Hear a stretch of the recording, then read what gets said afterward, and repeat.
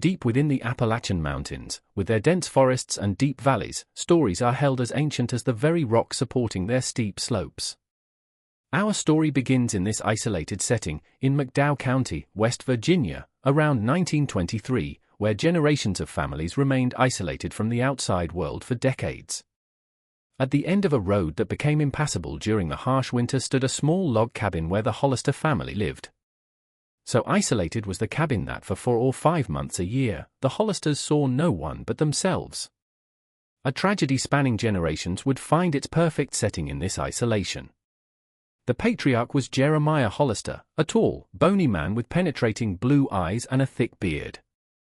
Widowed at 42, he raised his daughter Martha alone, a girl with delicate features. When the girl was only 6 years old, Martha's mother, Sarah, had died during a difficult childbirth. The baby, a boy, didn't survive either. Since that time, father and daughter had lived isolated in that small cabin. Nearly 10 kilometers away were the closest neighbors, and visits were rare. Once a year, usually in summer, the pastor from the small church tried to visit. He noticed that Martha, now 14, seemed increasingly withdrawn, keeping her arms crossed over her body and avoiding direct eye contact with people. Jeremiah was always a strange man, says Elelina Davis, now 93, one of the few people still alive who knew the Hollisters. Even before Sarah's death, he rarely came down to town. It was Sarah who came to buy supplies, always in a hurry, always looking over her shoulder as if she feared someone might follow her. A strange dynamic between father and daughter was commented on by local residents. On the rare occasions they appeared together at the village grocery store, Martha seemed like a shadow, always one step behind her father, responding only with monosyllables when someone tried to engage in conversation. The winter of 1937 was particularly severe in the mountains. It was during this winter that Martha, then 20 years old, became pregnant with her first child. When spring finally arrived, Martha didn't come down to town with her father. Rumors began to circulate when Jeremiah was seen buying baby clothes at the grocery store. "My daughter is expecting," was all he said, his face as impassive as the mountain rocks. Among local residents, suspicions grew. Martha had not been seen with any man, and no one had climbed the mountain to court her. Increasingly dark theories were whispered by the community. It was Dr. William Foster, the only doctor in the region, who was finally called to the Hollister cabin on a rainy night in June 1938. Complications had forced Jeremiah to seek help as Martha was in labor. What Dr. Foster found in that cabin would haunt him for the rest of his life. Pale and fragile, Martha was giving birth to a girl whose facial features immediately alerted the experienced doctor to the possibility of consanguinity. Several characteristics typical of children born from close consanguineous relationships were present in the girl. Heart defects, extra fingers, and a visibly underdeveloped jaw. She survived only 3 days. Who the child's father was never mentioned by Martha, but the doctor's suspicions were recorded in his diary, along with the disturbing observation that Jeremiah seemed more devastated by the child's death than would be expected of a grandfather. "He held her as if she were his own daughter," wrote the doctor. "He cried in a way that made me look away, as if I were witnessing something too intimate, too sacred in its perversity." In those isolated mountains, where the law rarely reached, it wasn't uncommon for families to marry among themselves. Cousins married cousins, uncles married nieces in an effort to keep lands within the family. But even in this context, certain boundaries were respected. A taboo that few communities tolerated was the relationship between father and daughter. Check if you're already subscribed to this channel. Don't miss any shocking stories like this one that reveals the dark truths hidden in American families. Subscribe now to dive into humanity's darkest secrets. After the death of Martha's first daughter, a silence descended upon the Hollister cabin. For almost a year, no one in town saw Martha. Jeremiah came down alone to buy supplies, avoiding any attempt at conversation. In April 1939, Martha was pregnant for the second time. The child, a boy named Elijah, was born at home with the help of a local midwife, Ida Mae Jenkins, who was called only at the last moment. "That house had a strange smell," Ida Mae reported years later. "There was something that reminded me of a wounded animal, an odor of despair and resignation." And when I saw the baby, I understood why. The boy was born with several visible deformities. His fingers were fused, forming a kind of claw, and his eyes had different colors, one blue like Jeremiah's, the other brown like Martha's. More concerning was the abnormally large size of his head, a sign of hydrocephalus. That boy won't survive the winter, Ida May told Jeremiah, who received the news with a nod. Surprisingly, Elijah survived not just the winter, but the next 5 years. He never learned to speak more than a few disconnected words, and his movements were limited. Martha carried him everywhere, even when he became too big for it. During these years, Martha became pregnant 2 more times. The third child, a girl named Ruth, was born with less visible deformities, but her mental development was clearly compromised. The fourth child, another boy, was stillborn in 1944 and was buried in the small family cemetery behind the cabin. That family always had problems with babies who were stillborn or died early, explains Harlan Thompson, a local historian. Records show that the Hollisters came to the mountains in the 1820s and since then have married almost exclusively among cousins. A concentration of problematic genes was created by this pattern of consanguineous marriages, manifesting in increasingly severe ways. In 1945, tragedy struck the family again when Elijah, then 6 years old, succumbed to pneumonia during a particularly harsh winter. Martha was seen at the funeral holding Ruth's hand, who was now 4 years old. Neighbors noticed that Martha appeared to be pregnant again. Martha's 5th child was born in June 1946, a girl who was named Sarah in honor of Martha's deceased mother. Unlike her older siblings, Sarah appeared relatively healthy. Her eyes were a deep blue, almost identical to Jeremiah's, and her early development seemed normal. A change in Jeremiah's behavior was brought by Sarah's apparent normality. He began taking her along when he went to town, exhibiting her with a pride that local residents found disturbing. He treated her as if she were his own daughter, not his granddaughter, recalls Clementine Parker, who worked at the grocery store at the time. He kept showing how smart she was, how quickly she learned, and the resemblance between them was undeniable. Same eyes, same face shape. As Sarah grew, it became evident that she had escaped the worst genetic consequences that afflicted her siblings. At 5, she sporadically attended the local school during the warmer months. The teacher, Miss Abigail Wilson, noticed that despite some learning difficulties, Sarah was considerably more advanced than her sister Ruth. It was through Sarah that the outside world began to glimpse the true nature of life in the Hollister cabin. On a rainy autumn day in 1952, Sarah showed up at school with a visible bruise on her face. When questioned by Miss Wilson, the girl finally spoke. "Daddy got angry because Mommy didn't want to sleep in his bed anymore," she said with the disconcerting innocence of a child. "He says Mommy is his, that she always has been since Grandma died." Miss Wilson reported the incident to the local sheriff, John Buchanan, but without concrete evidence beyond a child's account, he was reluctant to intervene. "Those mountain families have their own customs," said the sheriff. "It's not our role to interfere unless there's a clear and immediate danger." The winter of 1952 to 1953 further isolated the Hollister cabin. When spring arrived, Martha was seen in town with Ruth and Sarah, but she appeared worn down and older than her 36 years suggested. Most alarming was Jeremiah's absence. It was only in July 1953, when a hunter got lost in the mountains and passed near the Hollister property, that the truth came to light. The hunter, Joseph Miller, reported seeing a recent grave in the small family cemetery. The rudimentary headstone had Jeremiah Hollister's name carved on it and the date of his death, January 12, 1953. "I thought it strange that no one in town knew he had died," Miller told the sheriff. "But the strangest thing was what I saw through the cabin window. Martha was sitting at the table with the 2 girls, and she seemed happy. It was as if a weight had been lifted from her shoulders." Changes were brought to the Hollister family by the summer of 1953. With Jeremiah's death, Martha seemed to have found a new freedom. She began frequenting the town more often, established a small garden, and allowed Sarah to attend school regularly. Ruth, although still limited in her development, showed signs of improvement in her behavior.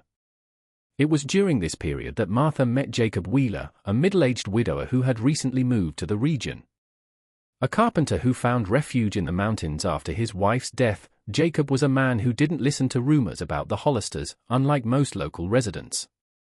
Everyone has a past, he would say. What matters is the present and how we choose to live from here on. The friendship between Martha and Jacob grew slowly, built on casual encounters at the grocery store and brief conversations after Sunday religious services. For a woman who had lived her entire life under the oppressive control of her father, Jacob's simple kindness was like water in the desert. In October 1953, Jacob asked permission to formally court Martha. The community reacted with a mixture of shock and morbid curiosity. How could a decent man like Jacob be interested in a woman with Martha's past? But secrets in small communities rarely remain buried forever. On a Sunday afternoon after church, Clementine Parker approached Jacob in the church parking lot. "You know who those girls' father is, don't you?" she asked, her voice low but loaded with insinuation. Uncomfortable with the question, Jacob replied that he assumed the father was Martha's deceased husband. Clementine let out a dry laugh. "Martha was never married, Jacob. Those girls, their father is the same man who was Martha's father. Jeremiah Hollister kept his own daughter. As well, you understand what I'm saying.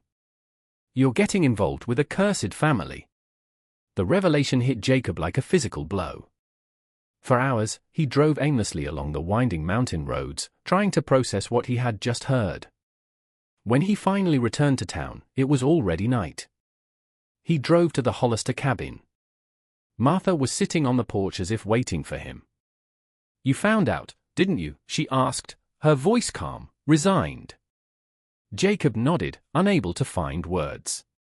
"I understand if you never want to see me again," Martha continued. "But before you go, I'd like you to hear my story." And so, under the starry sky of the Appalachian Mountains, Martha Hollister told her story. She told how her father had begun to abuse her shortly after her mother's death.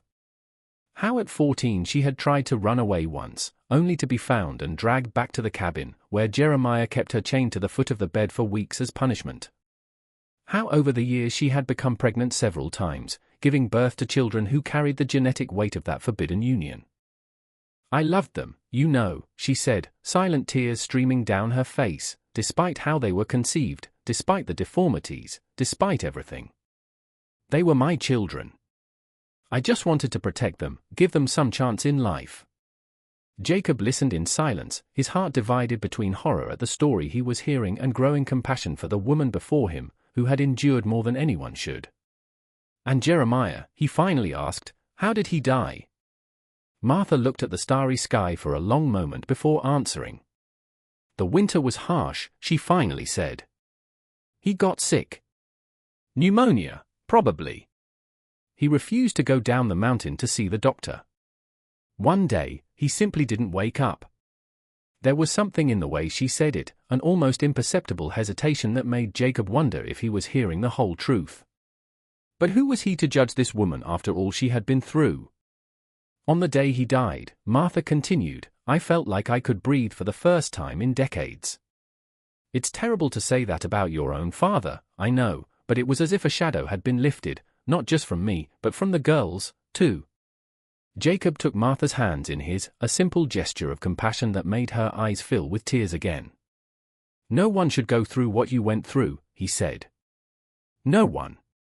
At that moment, Sarah appeared at the cabin door, her blue eyes, Jeremiah's eyes, wide in the darkness.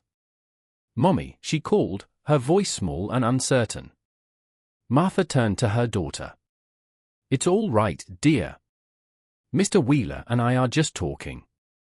Go back to bed." Sarah hesitated, looking cautiously at Jacob before obeying and returning inside the cabin. "She looks like him," Martha said softly. "Sometimes when I look at her, I see him looking back at me and my heart freezes for a moment, but then she smiles or says something kind, and I remember that she is not him. She is herself, despite everything." Have you ever wondered how many Marthas are hidden out there, suffering in silence, trapped in cycles of abuse that pass from generation to generation? Leave in the comments, break the silence, to show that we are attentive to these stories that need to be told. An almost normal routine was brought to the Hollister cabin in the following months. Jacob visited regularly, helping with repairs on the property and bringing small gifts for the girls. The transformation in Martha was remarkable. The woman who once avoided eye contact and flinched at the slightest noise now occasionally smiled.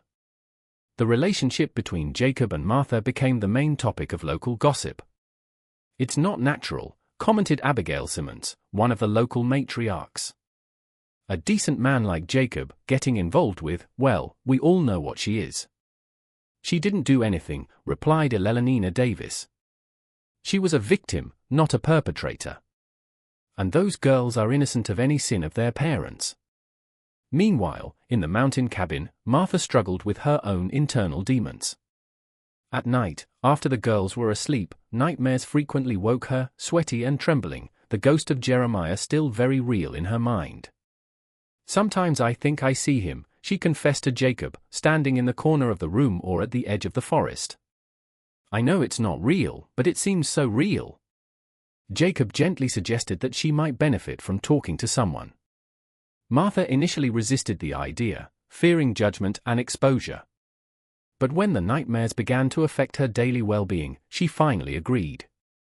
Dr. Richard Montgomery, a psychiatrist who visited the larger town once a month, became an unexpected ally. A progressive man for his time, he had studied the effects of prolonged trauma and understood that Martha's behavior was not the result of some moral deficiency, but rather a natural response to years of abuse. With his support, Martha slowly began to process her trauma. It was a painful path, full of relapses and moments of despair, but also of small advances and glimpses of hope. Meanwhile, Sarah, now 7 years old, flourished in school. Her natural intelligence combined with a fierce determination to learn compensated for the occasional difficulties she faced due to her genetics.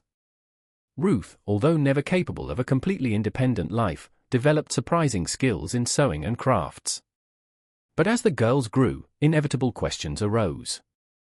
Sarah, in particular, began to ask questions about her father. "Why don't I have a father like the other children?" she asked Martha one night. Martha froze, the glass of water in her hand trembling slightly. How to explain something so complex and disturbing to a child? "Your grandfather Jeremiah took care of us after your father left," Martha finally said, choosing her words carefully. It wasn't exactly a lie, but it omitted the darker truth. "And where did my father go?" Sarah persisted. He wasn't ready to be a father," Martha replied, feeling the words inadequate as soon as they left her mouth. Sarah, with the perspicacity of children, realized there was more to the story than her mother was willing to share. But like many children in complicated family situations, she learned not to press certain issues. In 1956, 3 years after Jeremiah's death, Jacob asked Martha to marry him. It was a simple proposal made during a picnic in a sunny clearing near the cabin. Martha, taken by surprise, didn't respond immediately. "Are you sure?" she finally asked. "After all you know about me, about my past." Jacob took her hands in his. "I know you, Martha. Not just your past, but who you are now. A survivor. A mother who would do anything for her daughters. A woman with more strength than anyone I've ever known." Martha looked at him, tears in her eyes. "I don't know if I'll ever be as normal, if I'll ever be able to be a wife in the way you deserve." "I'm not asking you to be something you're not," Jacob replied gently. "I'm asking to build something together, at our own pace, in our own way." The wedding was a small ceremony held in the cabin itself with only a few guests. A new sense of legitimacy for Martha in the community was brought by life as Mrs. Wheeler. For Sarah and Ruth, Jacob became the father figure they never had, patient, gentle, encouraging. But the past has a way of resurfacing when least expected.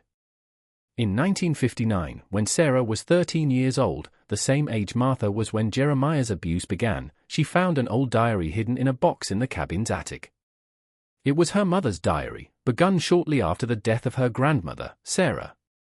The yellowed pages contained the raw truth that had been carefully hidden from her, the true nature of her birth, the fact that her grandfather was also her father, the deaths of her older siblings due to genetic deformities caused by consanguinity, her mother's silent suffering for so many years.